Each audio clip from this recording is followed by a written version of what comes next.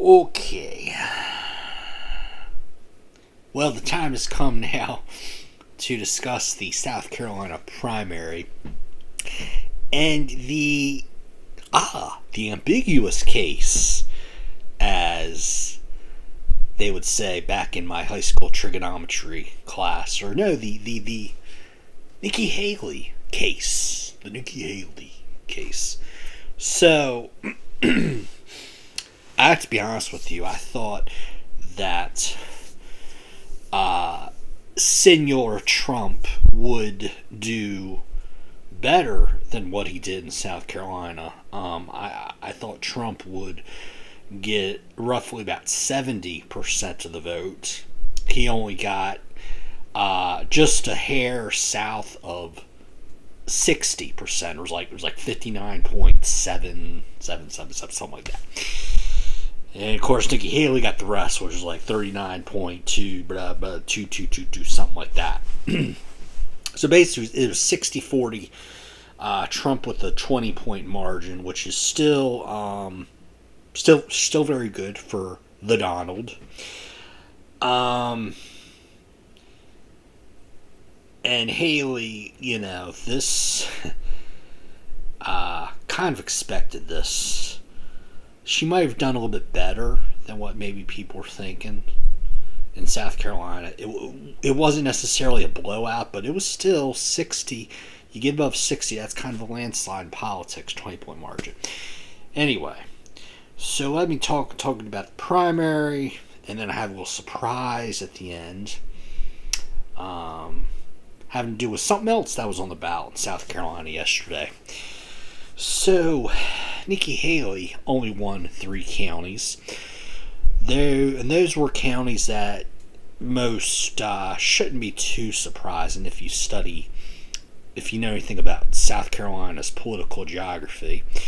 Haley only won Richland County, which is the Columbia area of South Carolina, the state capital. So the voters there, of course, are going to be a little bit more moderate, a little bit more liberal on the Republican Party scale. And then Charleston County, which is the city of Charleston, well as the suburbs, the Isle of Palms, those whole little barrier islands, Fripp Island, a lot of other prestigious, luxurious, high-income people, a lot of people's second homes, that sort of thing. And then finally you have Beaufort County, which of course is the town of Beaufort, Hilton Head Island, Hunting Island, where the Vietnam scenes from Forrest Gump, they were filmed on Hunting Island, believe it or not. So again, the capital city, and then the higher upper income areas of South Carolina. Of course, Myrtle Beach, Horry County, that was over 70% to Trump. That is more of a middle class income part. Of course, there are people in Myrtle Beach that have money. Don't get me wrong, but that's more of a middle class beach area sort of thing. So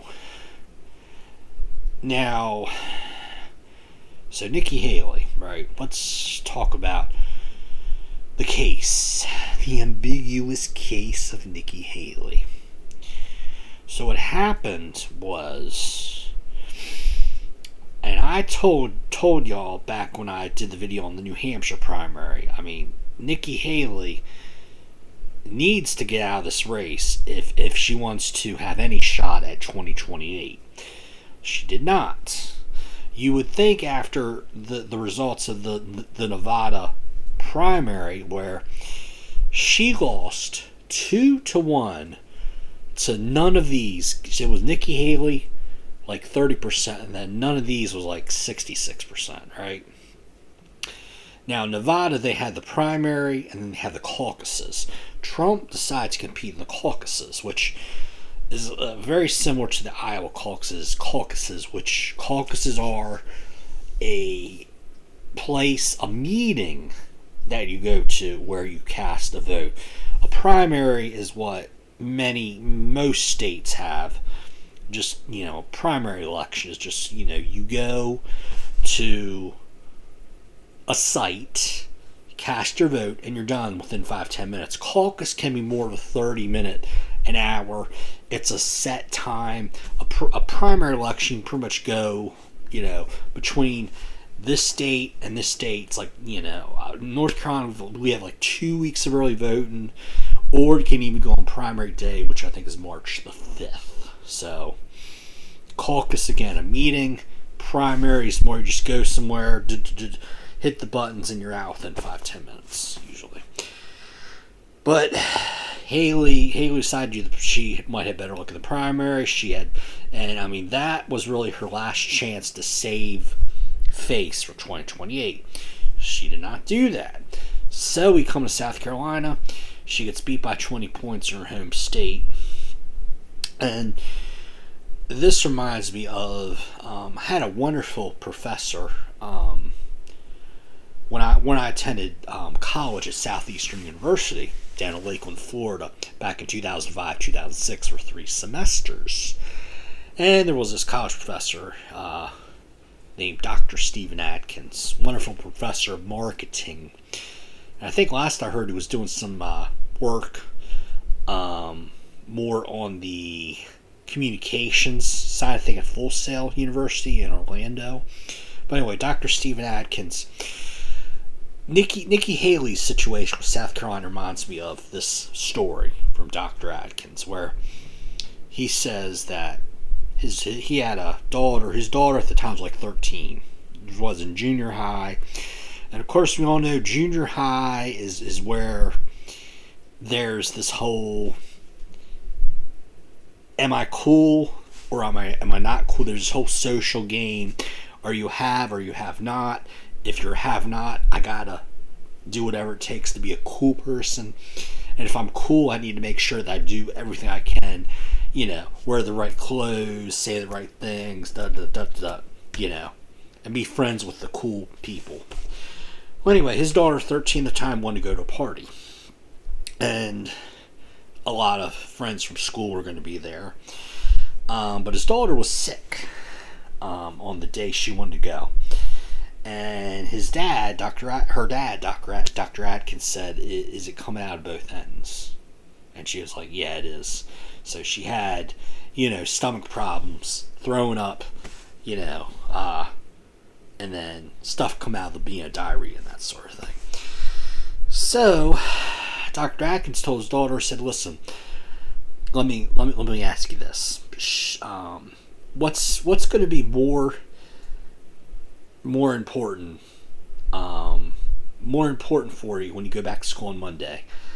That you went to the party, or you missed it because you were sick, or would it be more important if you went to the party and you were throwing up and, having diarrhea and might even have an accident where you're, poop yourself or something?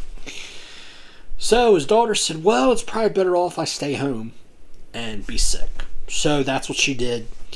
And to my knowledge, she was on Monday after the party, which she did not attend. She just slept or whatever, rested. She was still cool in the in crowd in middle school. Now, Nikki Haley had an opportunity, Nevada, New Hampshire, or the Virgin Islands, get out before South Carolina because you're going to lose.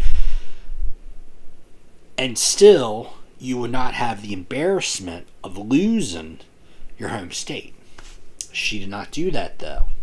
Now, if she would have gotten out before South Carolina, she would have been able to keep her reputation in line for 2028. Now, when you go to 2028, Nikki Haley is going to have that reputation as, the candidate who lost her home state. Now, the only saving grace, there's 2 ways Haley can play this. She can always come back.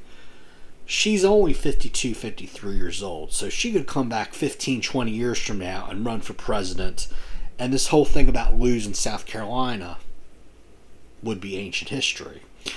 Or she can also be and I hope this does not happen, but she can take this thing all the way to convention, and then she could have her delegates talk to the RNC committee members on the rules committee, get them to tweak the rules and everything, and do whatever it takes to get Nikki Haley to the nomination at the convention. And then if that doesn't work, she could essentially say, listen, I'm out, I'm running third party. And then that would split the vote, and it's already bad enough you have RFK running as a third party option, but you would have two third party options, and then that would really split the vote up even more. So you would have that. So, but the wisest thing for Haley to do right now, believe it or not, is to not drop out, because she's already soiled herself for 2028. She's already soiled her reputation for 2028, 2032, 36. Maybe in 2040 the voters will be able to forgive her for losing South Carolina, but we'll see. Something else I want to say too, another thing she could do is she could be a saboteur, right? Run third party. And then if Trump loses in November, she could say, ha ha, I told you so. And then she would actually maybe slightly have a case. But the case would be paper thin, like, thin as this toilet paper, right? Paper thin. And by the way, I don't have a problem with this toilet. This is Walmart brand, but still very good. Anyway, so very paper thin reputation. Or paper thin case, I should say, for saying if Trump loses, she could say, haha, now I can run for 2028.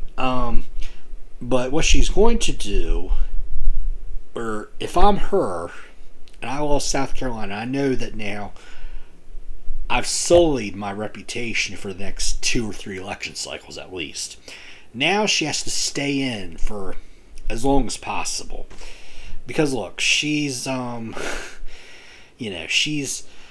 she's taken her dad's Lamborghini out of the garage, right?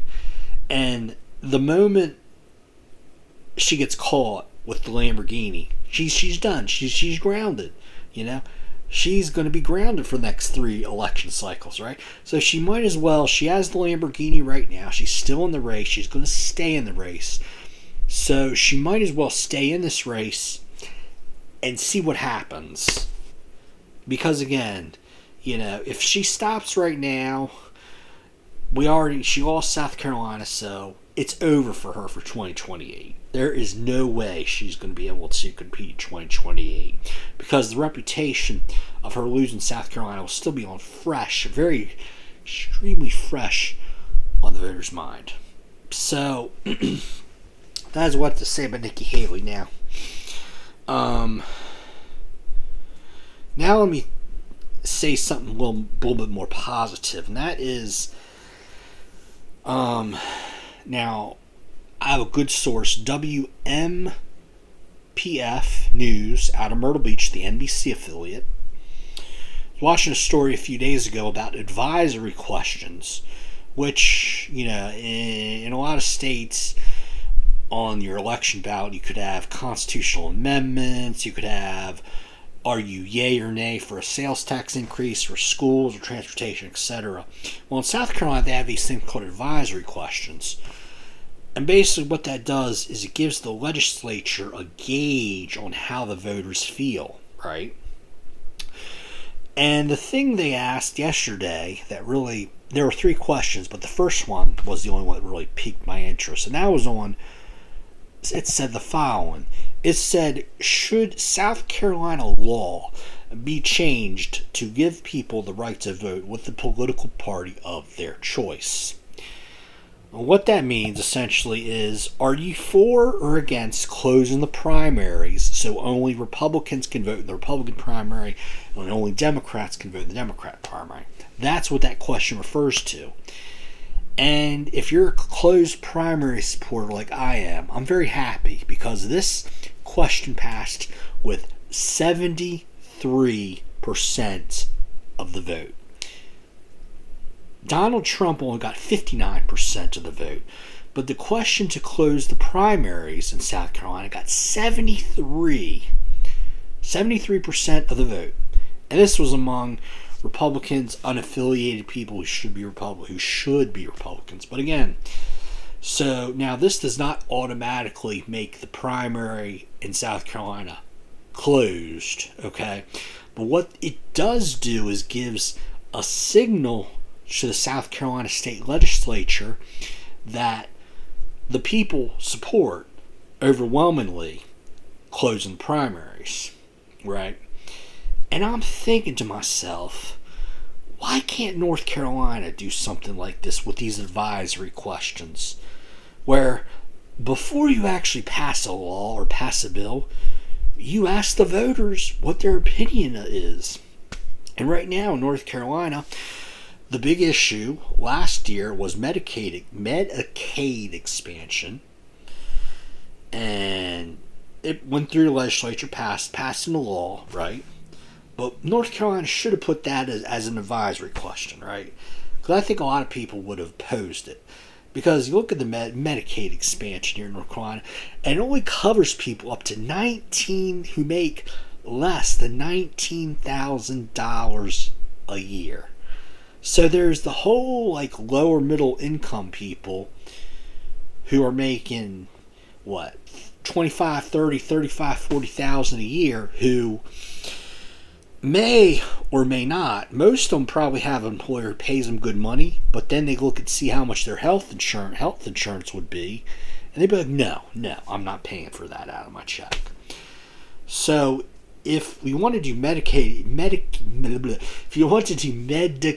expansion right, you should raise the threshold to at least 30, 35,000, maybe 40,000 for that. But no, North Carolina said 19,000. That's, the thing.